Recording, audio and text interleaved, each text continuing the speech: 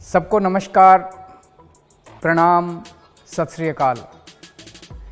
Hello नमस्कार दोस्तों, दिल्ली के प्रादेशिक समाचार के स्टूडियो में आप सभी का बहुत बहुत स्वागत है। दोस्तों यहाँ पर आपको देखने को मिलेगा दिल्ली से जुड़ी सारी बड़ी खबरें, मुख्य समाचार, ब्रेकिंग न्यूज अपडेट के रूप में, इसलिए वीडियो को शुरू से अंत तक जरूर देखिएगा।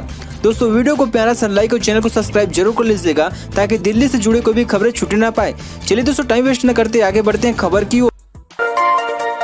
दिल्ली के एलजी का बड़ा एक्शन, इन दो बड़े अधिकारियों को किया गया सस्पेंड। दिल्ली के उपराज्यपाल विनय कुमार सक्सेना के निर्देश पर दो उपमंडल मजिस्ट्रेट, एक उप सचिव को निलंबित कर दिया गया है। बताया जा रहा है कि तीनों अधिकारी आउटर दिल्ली में एक जमीन घोटाले में शामिल है। सूत्रों के अनुसार उपराज्यपाल विनय सक्सेना ने गृह मंत्रालय से अतिरिक्त जिला मजिस्ट्रेट के रूप में तैनात नागेंद्र शेखर पति त्रिपाठी नाम के एक और अधिकारी को भी घोटाले में शामिल होने के आरोप में निलंबित करने की सिफारिश की है। नागेंद्र नगर शेखर पति त्रिपाठी पर 2015 जून 2021 के बीच निजी व्यक्तियों के हाथों केंद्र सरकार की जमीन की बिक्री का आरोप है। सूत्रों के अनुसार सभी 4 अधिकारी सालों से अलीपुर के एसडीएम कार्यालय पर कब्जा कर रहे थे और कथित तौर पर जमीन के छोटे खंड की अवैध बिक्री में लगे हुए थे, जिसके मूल्य मालिक विभाजन के दौर पर पाकिस्तानी चला गया था। 4 अधिकारी हर्षित जैन, प्रकाश चंद्र ठाकुर, देवेंद्र शर्मा, नागेंद्र शेखर पति त्रिपाठी ने अलीपुर के एसडीएम रूप में अपनी कार्यालय के दौरान आधिकारिक लाभ के लिए निजी व्यक्ति संस्थानों को सरकारी भूमि का स्वामित्व देने का आदेश पारित किया गया था।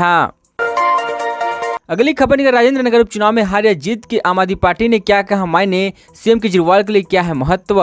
गुरुवार को राजेंद्र नगर सीट पर चुनाव शांतिपूर्ण संपन्न हो गया। सीट पर असली मुकाबला आम आदमी पार्टी और बीजेपी के बीच था। वैसे तो इस सीट पर आम आदमी पार्टी को हराने बीजेपी के लिए आसान नहीं होगा, लेकिन यदि इस सीट पर आप हारती तो इसके सियासी मायने काफी बड़े होंगे। यदि केजरीवाल चुनाव जीतते हैं तो इस बात की ज्यादा चर्चा नहीं होगी, क्योंकि आमतौर पर उपचुनाव के नतीजे सत्ताधारी पार्टी के पक्ष में ही आते हैं। लेकिन यदि इस सीट पर आपके उम्मीदवार दुर्गेश पाठक की हार हुई तो पूरे देश में पार्टी का विस्तार करने की योजना बना रहे केजरीवाल के लिए थोड़ी मुश्किल खड़ी हो जाएगी। दरअसल सीएम केजरीवाल पार्टी को विस्तार देने में जुटे हुए हैं। पंजाब के बाद अब केजरीवाल की निगाहें हिमाचल प्रदेश और गुजरात पर है।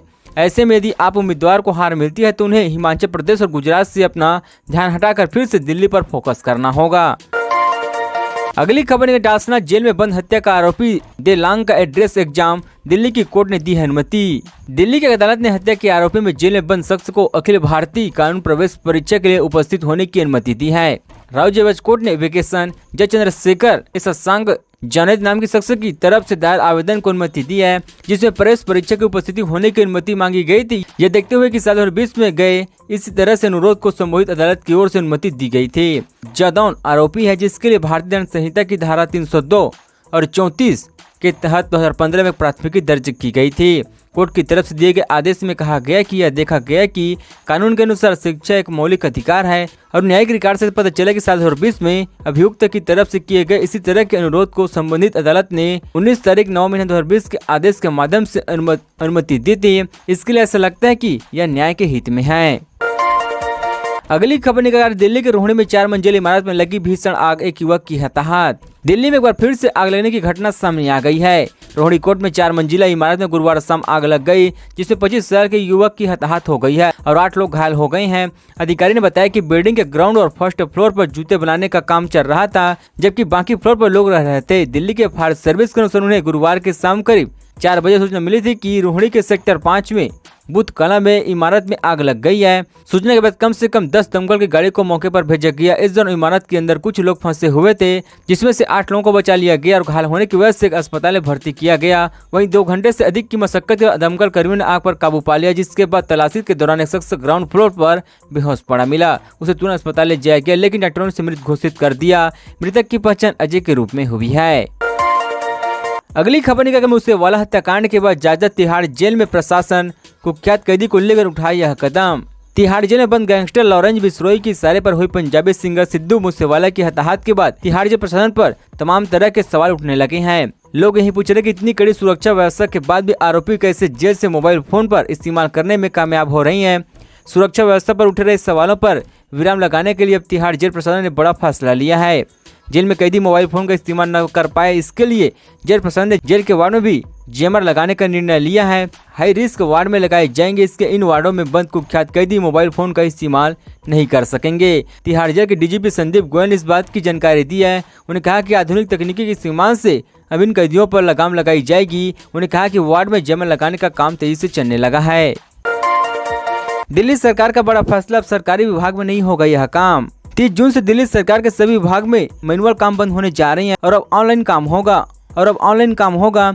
नोटिस, सर्कुलर और आदेशों को इलेक्ट्रॉनिक रूप में रिकॉर्ड करके एक सेक्शन के रूप में सेक्शन में भेजी जाएगी। दिल्ली सरकार ने फिजिकल फाइल सिस्टम को खत्म करने और पेपरलेस वर्किंग को आगे बढ़ाने के लिए ई ऑफिस सिस्टम अपनाने का फैसला किया है। गौरतलब है कि ई ऑफिस सिस्टम 2015 में शुरू हुआ था। अधिकारियों को मतलब सभी विभागीय से परियोजना को सुचारू रूप से चलाने के लिए आवश्यक बुनियादी ढांचा तैयार करने के लिए कहा गया है। अब सिर्फ अत्यधिक गोपनीय फाइल भी भौतिक प्रारूप में एक अधिकारी या विभाग से दूसरे को भेजी जाएंगी। अधिकारियों ने कहा कि बहुत कम विभाग और अधिकारियों ने वैसे इस प्रणाली को अपनाया है। साथ ही हाथ से लिखित टिप्पणी और आदेश के साथ फाइल की भौतिकी आवाजाही अब भी जारी है। अगली खबर ने लोगों की फर्जी आईडी से सिम निकालकर लगाया चूना, बैंक से निकाले लाखों रुपए के लोन, 3 गिरफ्तार। राष्ट्रीय राजधानी दिल्ली में साइबर क्राइम का एक चौंकाने वाला मामला सामने आ गया है। यहाँ जालसाज फर्जी पहचान पत्र के आधार पर सिम कार्ड हासिल करके लोगों के साथ धोखाधड़ी कर रहे थे। इन सैकड़ों लोगों के नाम पर बैंक से लाखों रुपए के लोन निकाल लिए गए। उत्तरी दिल्ली नगर निगम ने इस मामले में 3 आरोपियों को गिरफ्तार किया है। आरोपी की पहचान 27 वर्षीय सन्यासी, 28 वर्षीय कपिल और 21 वर्षीय प्रणीत के रूप में हुई है। पुलिस एक फरार आरोपी राकेश की तलाश कर रही है। उत्तरी दिल्ली के डीसीपी सागर सी कसानी ने बताया कि आरोपी के पास से दर्जन भर SIM card, mobile phone, 8 debit और क्रेडिट कार्ड और 2 फर्जी आधार कार्ड बरामद किए गए हैं। इस फर्जीवाड़े में इस्तेमाल किए जा रहे 2 फर्जी बैंक खातों की भी पहचान की गई है। पुलिस ने इस मामले की जांच national cyber crime reporting portal पर मिली एक शिकायत के आधार पर शुरू किया है। अगली खबर निकल गई, दिल्ली एनसीआर ने फिर से झुलसाने लगी तेज धूप, जाने अब कब तक रहोगी बारिश। दिल्ली एनसीआर ने गुरुवार को मौसम साफ रहने और तेज धूप निकलने की वजह से एक बार फिर से गर्मी ने परेशान किया है। हालांकि इसके बाद तापमान सामान्य से 3 डिग्री कम दर्ज हुआ है। दिल्ली में अधिकतम तापमान सामान्य से 1 कम 37.9 डिग्री दर्ज हुआ है। इसके अलावा मुजफ्फरगढ़ में सबसे ज्यादा अधिकतम तापमान 40 डिग्री सेल्सियस रिकॉर्ड किया गया। भारतीय मौसम विज्ञान विभाग के मुताबिक शुक्रवार को भी दिल्ली एनसीआर में मौसम शुष्क रहेगा और गर्मी का प्रकोप बढ़ता रहेगा। मौसम विभाग के अनुसार शुक्रवार को अधिकतम तापमान 39 डिग्री के आसपास रहने के आसार हैं, जबकि 25 और 26 जून को 40 डिग्री तक पहुंचने के अनुमान जताए जा रहे हैं। साथ ही दिल्ली नोएडा में 25 जून से आसमान में हल्के बादल छाने की संभावना है। मौसम विभाग का कहना है कि 27 जून के आसपास दिल्ली एनसीआर में मानसून सक्रिय हो सकता है, जिसके बाद बारिश का दौर शुरू हो जाएगा। रोहिणी सेक्टर 5 की बिल्डिंग में लगी भीषण ग्राउंड फ्लोर से मिली एक शख्स की लाश, 8 लोगों को बचाया गया। दिल्ली के रोहिणी इलाके में गुरुवार शाम की इमारत में आग लगने से 25 वर्षीय व्यक्ति की हताहत हो गई है, जबकि 8 लोगों को बचा लिया गया है। ये जानकारी अधिकारियों ने दिया। दमकल विभाग के अधिकारियों ने कहा कि सेक्टर 5 पूजा पठान कलानी स्थित एक इमारत में आग लगने की सूचना शाम 3:57 में मिली है। उन्होंने बताया कि दमकल की 10 गाड़ियों को मौके पर भेजी गई और शाम 6:45 पर आग पर काबू पा लिया गया। दमकल विभाग के अधिकारियों ने कहा कि इमारत में एक तहखाना, भूतल और 4 ऊपरी मंजिल थी। उन्होंने बताया कि तहखाने, भूतल और पहली मंजिल में जूता निर्माण सब भंडार इकाई थी, जबकि बाकी ऊपरी मंजिल का इस्तेमाल आवासीय उद्देश्य के लिए किए जा रहे थे। अग्निशमन विभाग के अधिकारी ने कहा कि अजय नाम के एक व्यक्ति का शव इमारत के ग्राउंड फ्लोर से मिला है। एक वरिष्ठ पुलिस अधिकारी ने बताया कि बुध विहार थाने को आग लगने की सूचना मिली और कर्मियों को मौके पर पहुंच गए हैं। अगली खबर निकल, दोहरे गर्भवती वाली महिला की हुई सफल सर्जरी, 24 घंटों से अधिक नहीं जी सका था पहला बच्चा। यूट्रस डायलिसिस से ग्रसित 56 वर्षीय महिला की गुरुग्राम के निजी अस्पताल में सफल लेप्रोस्कोपी सर्जरी की गई है। यूट्रस डायलिसिस एक ऐसी परिस्थिति है जो रजोनित्यु के बाद असामान्य रक्त स्राव का कारण बनती है। यह एक ऐसी परिस्थिति जब किसी महिला में एक के बजाय 2 गर्भाशय विकसित होते हैं। सीके बिरला अस्पताल के डॉक्टरों ने कहा कि उपचार सफल रहा, मरीज उबर रही और कोई दर्द या रक्तस्राव नहीं हो रही है।